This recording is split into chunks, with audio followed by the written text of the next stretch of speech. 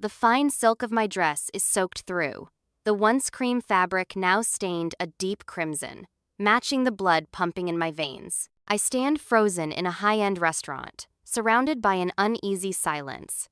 The hum of conversations at nearby tables fades into nothingness as the sting of cold liquid drenches my skin. My niece, Sophia, stands in front of me, a smirk on her face, holding the empty glass of cranberry cocktail in her hand. My world spins out of control as her words hit me with a force I wasn't prepared for. "Now you look as cheap as you really are." Her words cut deep, and the room feels like it's closing in on me. The humiliation is worse than the damage to my $3,000 dress. My family has finally shown me just how little they think of me. The shock isn't just the drink.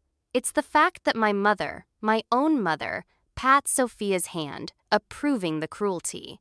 I'd expected everything but this. For a second, everything goes black around the edges, and I feel my heart shatter. I've spent so many years trying to earn their love, their respect. My whole life has been about proving my worth. But in that moment, standing there, covered in crimson, I realize I've been doing it all wrong. This isn't a bad joke or a minor mishap. This is deliberate. The room falls quiet. I look to my friends, Jasmine, Daniel, Kate, eyes wide with shock, all speechless. They all know me. They know the work I've put in. They know how much I've sacrificed to get where I am. I built this life, step by step, brick by brick, all while holding my family together financially, emotionally. But now, I see it for what it is, a broken chain, and I've been the only one trying to fix it. But what if the truth is, I've been the one holding the wrong end? I freeze, too stunned to move. But I don't need to. My mother is already up, gathering her purse, speaking to Vanessa in a voice that lacks any real concern. "I think we should go," she says to me. "This is all a bit much, Natalie." You know how teenagers can be when they feel uncomfortable. Just like that, my mother brushes off what just happened. My niece has destroyed my dress, humiliated me in front of my friends.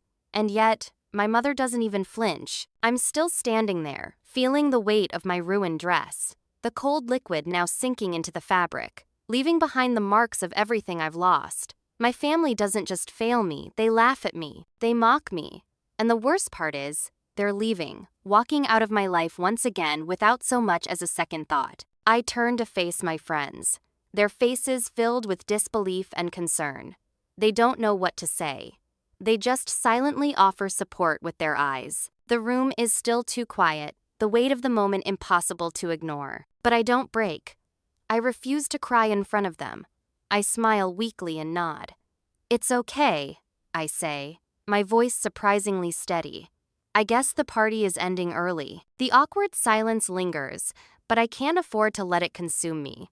Not now. The truth cuts through me like a knife, sharper than the humiliation itself. Something inside me cracks, something I've been ignoring for years. The realization is painful but necessary. I have been playing a game I can't win anymore. But little did I know, the hardest part of this night was yet to come. I'm Natalie. I've always been the responsible one in my family. The one who took care of everyone, who fixed the problems, who kept things together when it seemed like everything was falling apart. I moved to Chicago to escape the small-town life and build something for myself. The city didn't know me yet, but I knew exactly what I was going to do.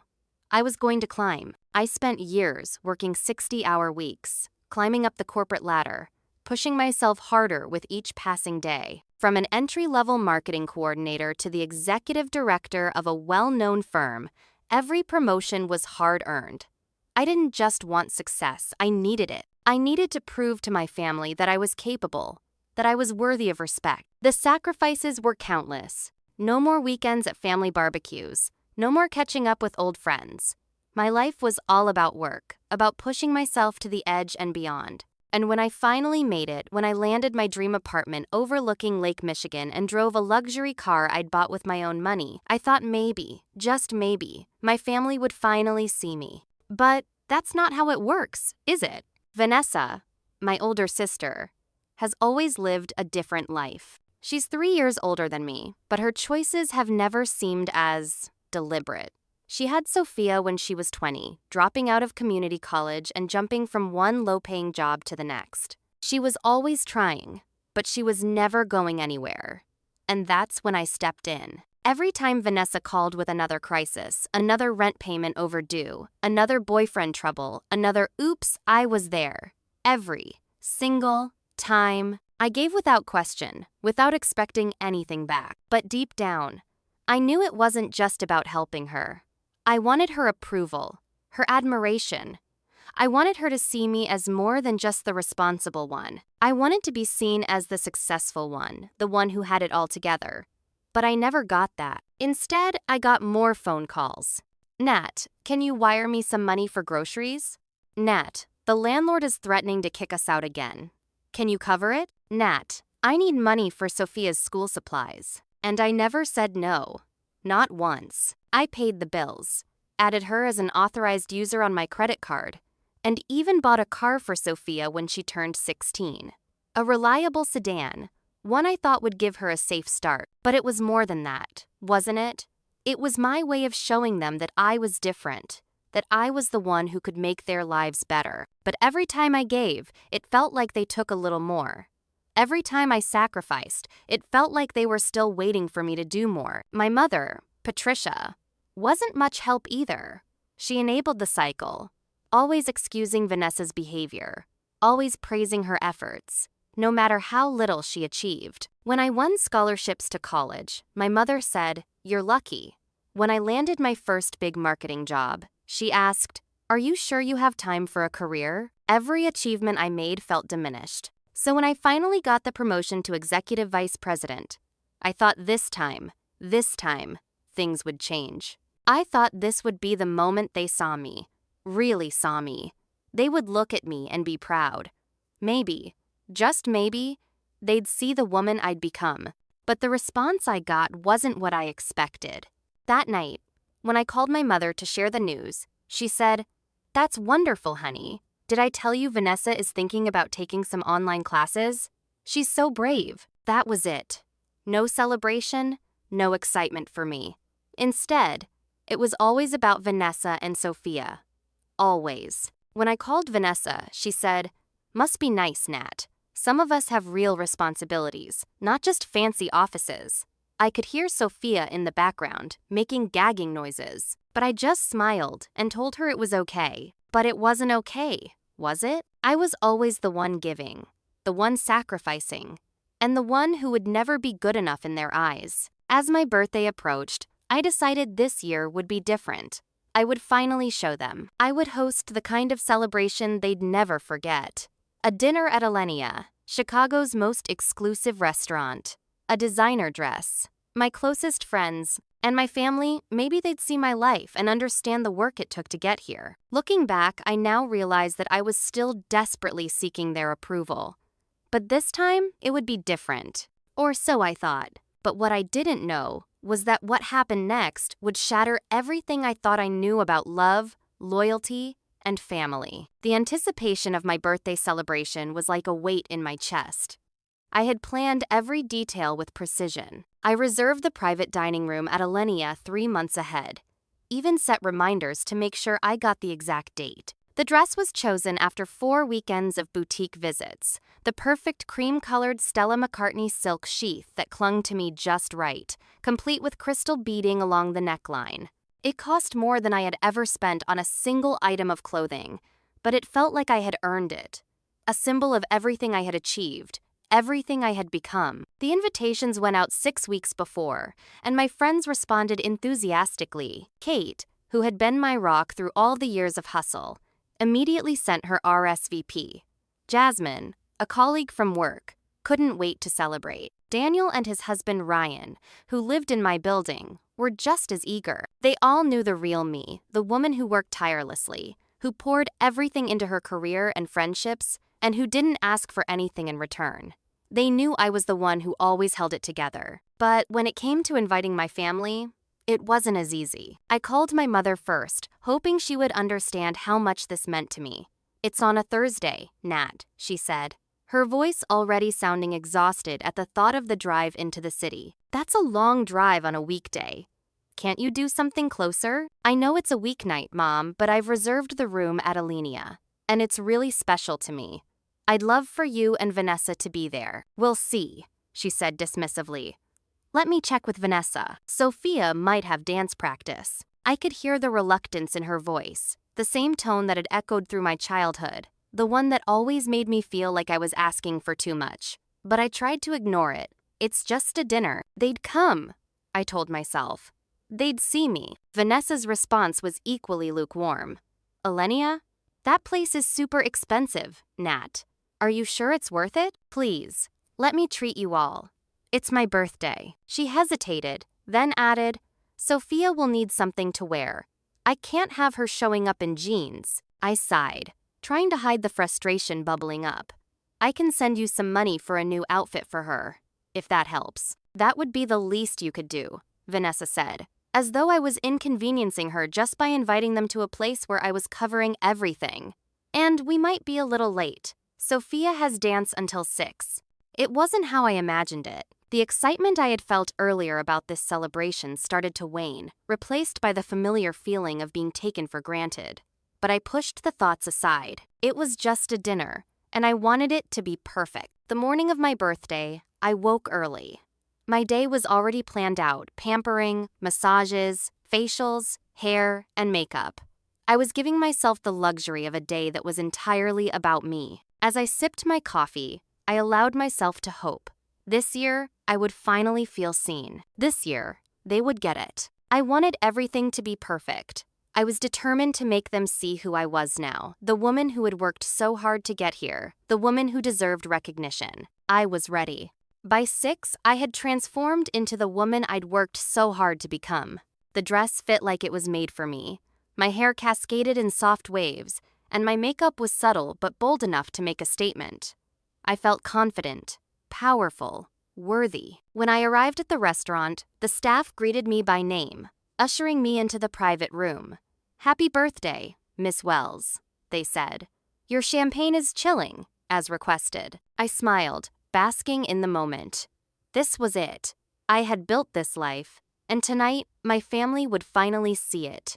They would understand the price of my success. But even as I entered the room, I knew something wasn't right. Where were they? By 6:30, my friends had all arrived. Kate was first, of course, rushing in with a hug and an excited "You look stunning." Jasmine followed closely behind. And then Daniel and Ryan came in, all bearing thoughtful gifts, all excited to be there. But my family, my mother, Vanessa, Sophia were nowhere to be seen. I checked my phone, expecting a text, a call, an update. Nothing. It wasn't until 7:15, just as the second course was being served, that they finally arrived. My mother entered first, wearing the same dress she wore to every semi-formal event, a tired, worn-out black dress that did nothing for her. She didn't seem to notice my frustration. Or maybe she didn't care. Vanessa followed behind, looking irritated as always, her eyes scanning the room, not meeting mine. And then there was Sophia on her phone, wearing a crop top and a miniskirt that was completely inappropriate for the setting. "Sorry we're late," my mother said. Not sounding sorry at all. Traffic was terrible. And just like that, everything I had worked for, the celebration, the pride, the recognition, felt hollow. I could feel my friends trying to include them in the conversation, but the awkwardness was palpable. Sophia didn't even lift her eyes from her phone when Daniel tried to make conversation. Vanessa, of course, was quick to defend her daughter's rude behavior, saying, "She's just shy. You know how teenagers are." I forced a smile. This was supposed to be my night, the one time I thought they might understand. But they didn't care. They didn't even try. I thought to myself, how long can I keep pretending? And that was when I started to feel the first real crack in my resolve. The dinner started as awkwardly as it had arrived, the clinking of silverware and faint chatter from other tables doing nothing to mask the discomfort at our own. My friends, as always, were doing their best to keep the conversation flowing. But my family wasn't making it easy. They were either distracted, annoyed, or just plain cold. Sophia barely looked up from her phone. Every few seconds, I caught a glimpse of her typing something, probably posting on social media, where she could mock me further, like she always did. My mother, Patricia, was making small talk, but it was clear she was more concerned with how the evening might reflect on her than anything about me. Vanessa, as always, was on edge, likely calculating how much she could ask me for next. When it came to the toasts, Kate raised her glass first. To Natalie, who's been my rock for 15 years, your kindness is matched only by your determination. I'm so proud to call you my friend. I almost choked back tears. Kate had always been the one to support me, to see me for who I truly was, not just the person everyone expected me to be. But when it came to my family, it was as if I was invisible. Next, Daniel raised his glass. To Natalie's success in every way, and the heart to match. His words, though kind, felt like they were meant for a stranger, not someone who had given everything to try and earn their love and recognition. When it was my family's turn, I felt my stomach twist. My mother, always the diplomat, stood first. Happy birthday, sweetheart. 34 already. Time flies. That was it. That was all I got after everything I'd done. A hollow sentiment. A passing acknowledgement that barely scraped the surface of what I had hoped for. Vanessa raised her glass, but her tone was dry, almost mocking. To my little sister, always reaching for the stars while the rest of us stay on the ground. It felt like a punch to the gut, and I fought to keep my composure. But what really cut through me was the way my mother patted Vanessa's hand, as though she was the one who had won the prize. The silent approval, the validation of Vanessa's bitterness, it was something I'd been living with my whole life, and tonight, it felt suffocating. Sophia, of course, didn't bother with a toast. She barely lifted her head from her phone. The divide between me and my family felt wider than it ever had before. As the evening wore on, the difference between my friends and family became starkly apparent. My friends asked thoughtful questions, shared meaningful stories, and tried their best to include my family, but they barely responded. Sophia shrugged, making snide comments under her breath whenever she wasn't glued to her phone. Vanessa spent most of the evening talking about her latest struggles, while my mother nodded along with every word. I tried to stay calm. I tried to remember that this was supposed to be my celebration, but it wasn't. It wasn't for me. It was for them to show off what I could do for them, to show them how far I'd come. But instead, I felt the weight of all the years I had spent giving, and it suddenly felt like I had nothing left to give. When the dessert course arrived, I finally allowed myself to feel a brief moment of pride. It was beautiful, an elaborate construction of chocolate and edible flowers, with "Happy Birthday, Natalie" written in gold leaf across the plate. For a split second, I allowed myself to bask in the moment. This was my life, the one I had built. But then, I noticed something in Sophia's eyes, something dark.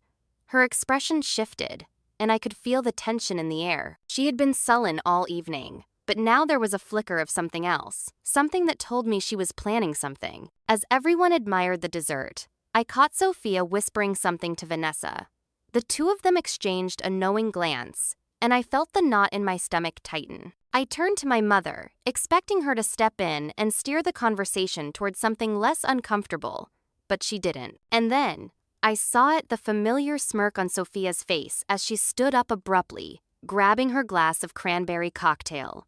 My heart skipped a beat. In that moment, everything seemed to move in slow motion. Sophia's eyes met mine.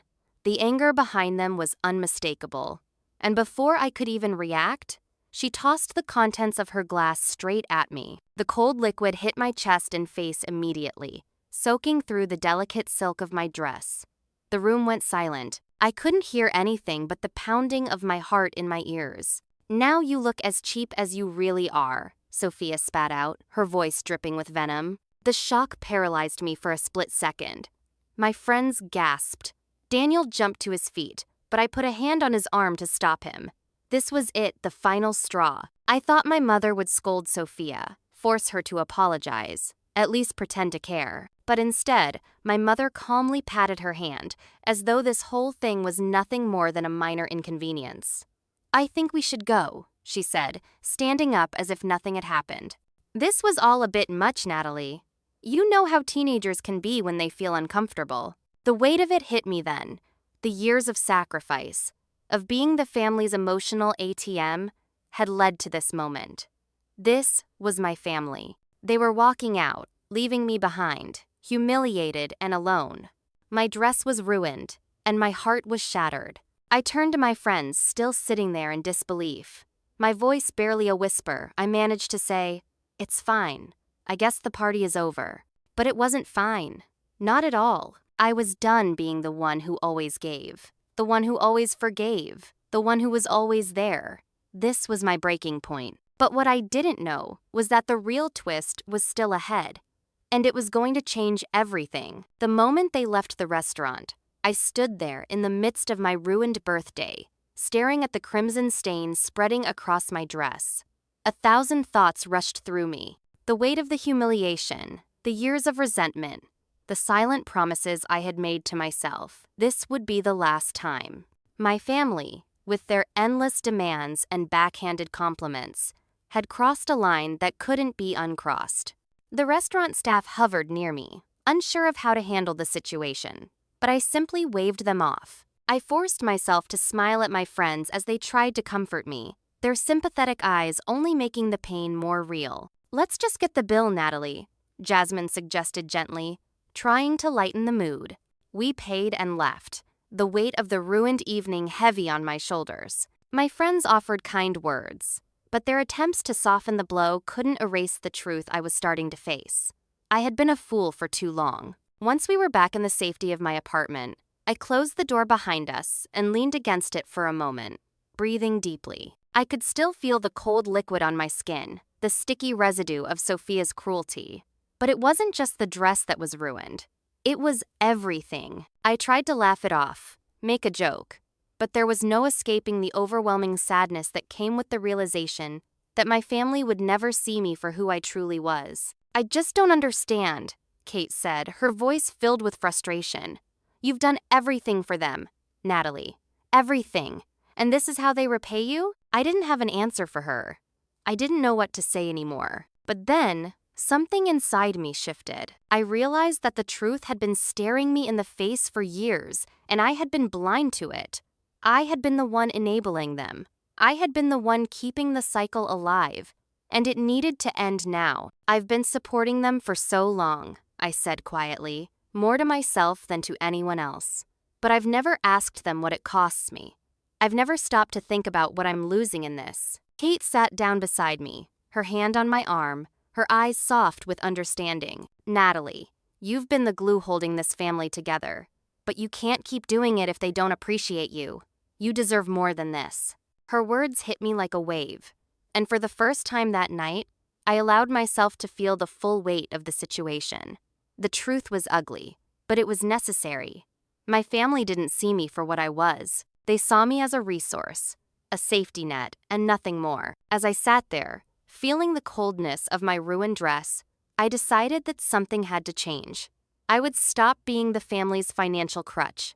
I would stop giving when they never gave anything back. I would stop letting their behavior slide just because they were family. Later that night, as I scrolled through my phone, I couldn't avoid it any longer. A notification popped up. Sophia had posted about the incident. My heart sank as I clicked on the post. A blurry photo of me in my ruined dress, the cocktail stains dripping down the front. The caption read, "When rich auntie needs to be taken down a peg. Sorry, not sorry, number cheap as they look." The comments were even worse. "Did she cry when you ruined her dress?" one comment read. "Bet she has 10 more just like it," another mocked. And then, I saw it. Vanessa had liked the post. She had even commented with laughing emojis. I felt my stomach turn. This wasn't just a moment of childish rebellion, it was betrayal. The entire family was in on it, and they had been using me for years. I didn't know what to do with the anger that surged through me, but I knew I couldn't ignore it anymore. The hours passed as I sat in the silence of my apartment, absorbing the reality of everything that had happened. The tears I had been holding back for months finally came, pouring down my cheeks. But this time, they weren't tears of regret. They were tears of relief. For the first time, I realized I didn't need their approval. I was done. But even as I wiped my face and calmed my breathing, I knew this wasn't the end. It was only the beginning. The beginning of a new chapter where I would take control of my life and my family, would learn what happened when you finally set boundaries with those who take you for granted. The decision was clear in my mind now. I would stop enabling them. I would stop allowing their behavior to dictate my worth. But what I didn't know was that they wouldn't take kindly to being cut off. The consequences of my actions were about to unfold in a way I never could have predicted. and I was ready. The phone buzzed in my hand, and for a moment, I almost didn't want to look. But deep down, I knew I had to. It was Vanessa. I hesitated for just a second before answering. "What do you want, Vanessa?" Her voice was sharp, already laced with anger. "I saw Sophia's post," she spat out. "What the hell is wrong with you?" I stood up, walking to the kitchen, trying to keep my voice steady. "What's wrong with me? You're the one who encouraged her." There was a pause on the other end, followed by a frustrated sigh. "You really don't get it, do you? She was just joking around. It wasn't that serious." I felt the anger rise in me like a tide, choking me. "A joke? You think humiliating me in front of my friends and a restaurant full of people is just a joke?" I paused, trying to keep myself together. "You think that's something I should just laugh off? Do you really believe that?" Vanessa's voice grew defensive. "Well, it's not like you haven't been flaunting your success in front of us for years, Natalie. All that money, all those fancy things. Do you honestly expect us to just sit back and applaud you for it?" I could feel the rage bubbling up inside me, but I took a deep breath, willing myself to stay calm. "I've never asked for applause. I've never asked you to do anything but respect me, Vanessa. But you've never been able to do that, have you?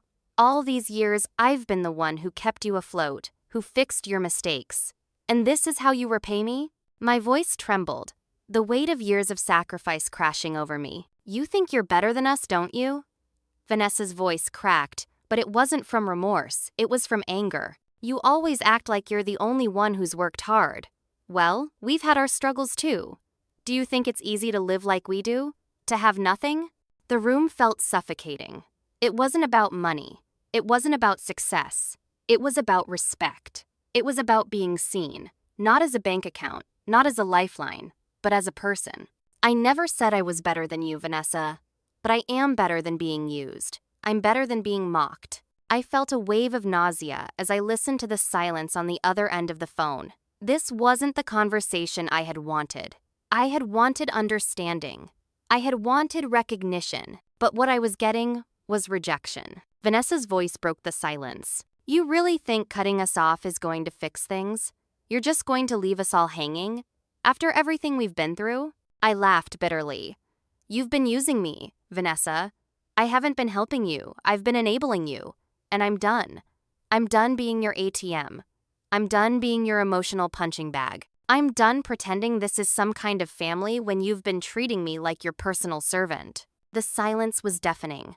I knew she didn't understand. Not yet. But before I could say anything more, there was a knock at the door. I glanced at my phone again this time. It was my mother. I closed my eyes for a second, steeling myself. I answered the call. "Mom." "Natalie, what is going on?" Patricia's voice was full of concern.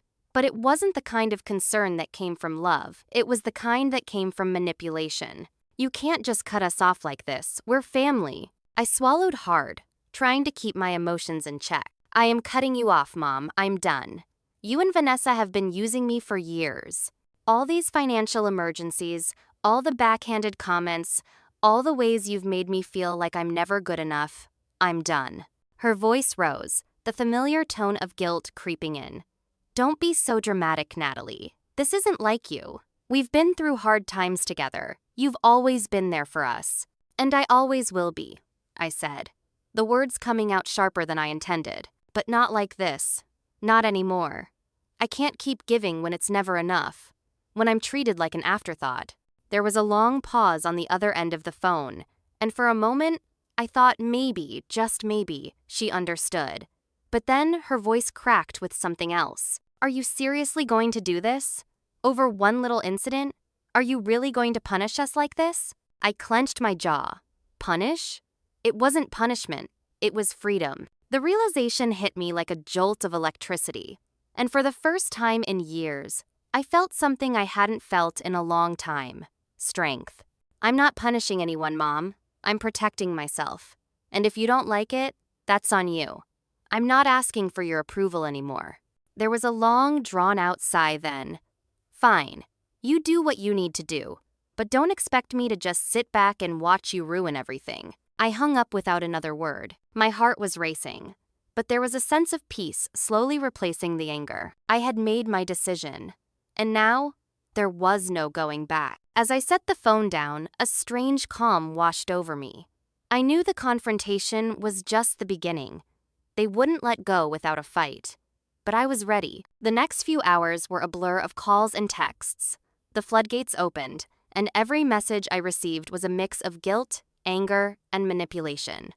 But I didn't respond to any of them. By the time I had finished sorting through my thoughts, I realized the true extent of the consequences I was about to face. Vanessa had already tried to use my credit card, only to find it had been canceled. She sent me a furious text demanding answers.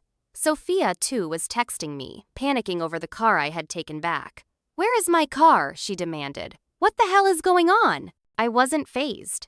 The time for apologies was over. But what came next, I wasn't prepared for. The following morning, I woke up to a barrage of messages. My phone buzzed incessantly, the screen lighting up with a flood of notifications from Vanessa, my mother, and even Sophia. The anger, frustration, and manipulation jumped off the screen in waves. I felt a strange mixture of numbness and relief. Numb because of the weight of everything that had happened, and relieved because I finally knew I was standing my ground. Vanessa had texted multiple times, each message more desperate than the last. "Why the hell would you cancel the card?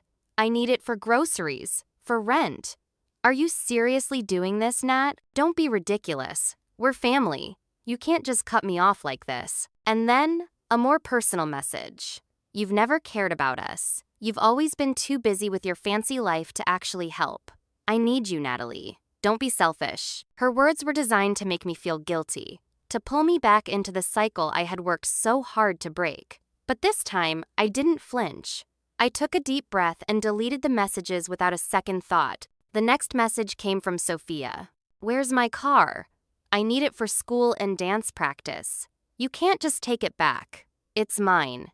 You can't do this." The anger burned hot in my chest, but it was a controlled fire this time. I wasn't about to let her manipulate me into believing this was just a simple mistake. It wasn't. This was their pattern, and I had been the one enabling it all along. I quickly typed a response. "Sophia, the car was always mine. I bought it, I paid for the insurance, and I maintained it. You were using it, but it was never yours. Don't ask for what isn't yours. Consider this a lesson in responsibility." I hit send, my fingers trembling slightly. But the words were final. I had made my decision. The phone rang almost immediately. It was my mother. I let it go to voicemail. Her message was predictably filled with guilt. "Natalie, this is ridiculous. You've taken the car back, you've canceled Vanessa's card, and now you're just pushing us all away. This isn't how family works. We've always supported each other. And now you're just turning your back on us." I felt a strange peace settle over me as I listened to the voicemail. This wasn't about family anymore. It wasn't about loyalty, or sacrifice, or doing what was expected. It was about me. Finally, it was about my needs, my peace, my dignity. And for the first time, I wasn't going to let them guilt me into losing myself again. The emotional manipulation didn't stop. Vanessa called next. I answered, but my heart was calm, my resolve unshaken. "Nat, this is insane. You're really doing this?" she demanded, her voice tinged with a mixture of anger and desperation. I didn't hesitate to. "Yes, I'm really doing this. I've been supporting you for years, Vanessa, paying your bills, buying Sophia's things, bailing you out of every crisis. But this is where it stops. I'm done being your backup plan. You need to figure it out on your own." She went silent for a moment. I could hear the heavy breathing on the other end. Then, her voice broke, but not in the way I expected. "You're throwing everything away for a mistake. I'm sorry, okay? We're sorry. We didn't mean it to go this far. You don't have to do this." I wanted to believe her. I wanted to think that her apology was real, that she understood how much pain she had caused. But deep down, I knew it wasn't genuine. It was just another attempt to manipulate me into coming back.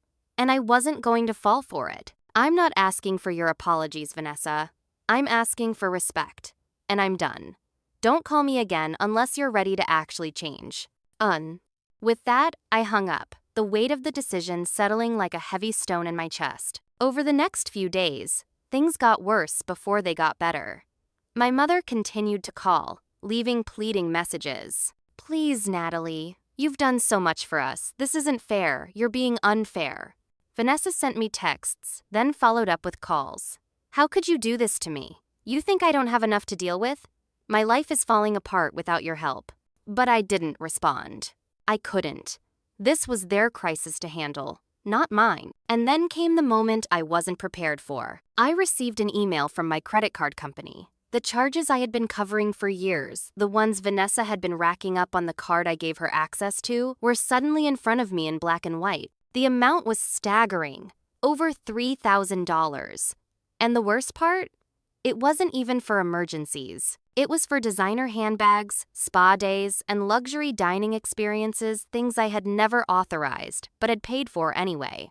My stomach turned as I realized the extent of the betrayal. But then, something inside me clicked. This was it, the last piece of the puzzle. This was the proof I needed. I quickly emailed the credit card company, disputing the charges. I didn't care about the money anymore. What mattered was the principle. I had been used, and I wasn't going to let them get away with it. And then, the text from Vanessa came. "You're ruining everything, Nat. You're making things so much worse. I'm sorry, okay? I didn't mean to make you feel bad. I didn't realize how much you were helping. But you're just turning your back on me now, and I can't fix that." I stared at the message for a long time. Part of me wanted to cave, to let her back in. But I knew the truth now.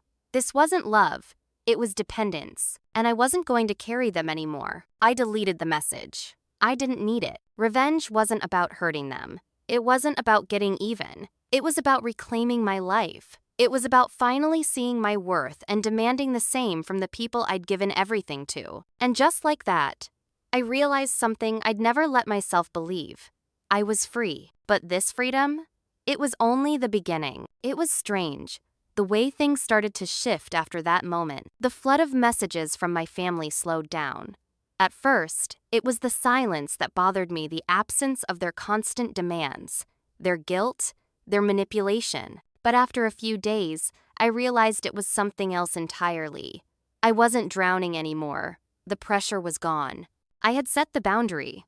I had drawn the line in the sand, and for the first time in my life, I wasn't afraid to see them step back from me. The weight of their expectations, the years of being the family ATM, the emotional crutch, the one who never got anything in return was finally lifted. But that didn't mean it was easy. There were moments when I caught myself wondering if I had made the wrong decision. My phone remained eerily quiet for days, the silence louder than any argument could have been. I found myself second-guessing everything. Did I make the right choice? Had I been too harsh? Was cutting them off really the solution? Or was it just a reaction to the hurt I had been carrying for so long? But then, one afternoon, I received a call from my lawyer. My heart skipped a beat. I hadn't expected it to come to this. "I've reviewed everything, Natalie." "Thomas," my lawyer said calmly, "you're on solid ground with reclaiming the car and canceling the card. It was never a gift. It was always a loan. And I've already taken care of the legal documentation for that. The college fund you started for Sophia, everything is in place. No one can touch it unless she meets the conditions you set. You've protected yourself well." I let out a breath I didn't even realize I was holding. It felt good.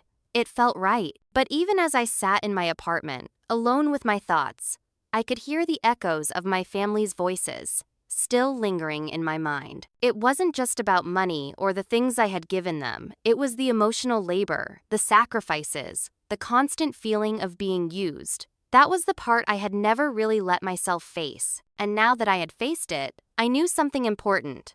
I had spent so many years trying to make them love me the way I wanted, but love doesn't come through sacrifice alone. Love has to be mutual. It has to be earned. The next day, I got a text from Sophia. "I'm sorry for what I did, Aunt Natalie. I didn't realize how much it hurt you. I was just angry and stupid. Please don't hate me." It was simple, but there was something in her words that made me pause. Sophia had always been the one I tried to protect, the one I tried to help more than anyone. And for the first time, I saw a glimpse of real growth in her. Maybe this wasn't a lost cause after all. I thought about how much I had given to her, how I'd bought her that car, paid for her insurance, kept her life running smoothly while she went through the motions. But now, I was learning how to step back, how to stop saving people who weren't asking for help in the right way. I sat down and typed a response. Sophia, I don't hate you, but I need you to understand something important. You can't keep using people, even if they're family. This is about learning responsibility, and I hope this is a wake-up call for all of us. I hit send and leaned back, the heaviness of the situation lifting just a little. But the real challenge was still ahead. The true test would be when they came to me, when they would try to force their way back into my life like they always had. They would cry, they would apologize, they would say they needed me. But what I had learned in this painful process was that it wasn't about them anymore. It was about me. That afternoon, I got another call. This time, it was my mother. I braced myself. Nat, I've been thinking about everything, she began, her voice hesitant. I know I haven't been the best mother to you. I've always put Vanessa first, and I've never really seen you. I've been selfish, and I'm sorry. I never meant to hurt you. Her apology wasn't easy for me to accept. After years of feeling overlooked, underappreciated, and ignored, her words felt like a balm in a wound all at once. You didn't mean to hurt me, Mom, I asked quietly, my voice betraying my calm exterior. Or were you just so used to taking from me that you never thought about what I needed, what I've been going through? I know, she said, her voice soft. I've been wrong. I see that now. I want to fix it, Natalie. I really do. I'll do whatever it takes. I didn't know what to say at first. I had been waiting for this moment, waiting for my mother to finally see me, to finally recognize the pain I had carried for so long. But even then, as she apologized, I knew it wasn't enough. Apologies are just words. What mattered now was whether her actions would match them. I can't just go back to how things were, Mom, I said quietly, the weight of my decision sinking in. I need to see that you mean what you say. And that starts with boundaries. I can't be your safety net anymore. Her silence was heavy, and for the first time, I realized I was doing more than just protecting myself. I was teaching them something they had never learned before. How to stand on their own feet, she sighed. I understand, and I will try, Natalie. I will try to be better. But please know that I love you, and I'm sorry for everything. I let the silence stretch for a moment before responding. I know, Mom, but love doesn't mean using people. And if we're going to move forward, it means respect. For me, and for my life. The call ended on a note of uncertainty, but there was something else there, hope. Hope that things could change, even if it took time. A few days later, I received a message from Vanessa. I found a new job, Nat. It's not much, but it's a start. I'm sorry for everything. I hope you can find it in your heart to forgive me someday. I didn't respond right away. I needed time, but I was proud of her. In a way, she had taken the first step, and that was all I could ask for. By the end of the week, I found myself standing in front of my apartment window, watching the skyline of Chicago as the sun began to set. The city looked so different now, so much smaller. I had spent my whole life trying to make my family see me, trying to prove my worth through my sacrifices. But now, for the first time, I was seeing myself clearly. And that was worth more than anything they could ever give me. I wasn't just healing. I was growing. And no matter what came next, I knew this. I was finally free. The hardest choice had been the right one, and that was something my family would have to accept in time.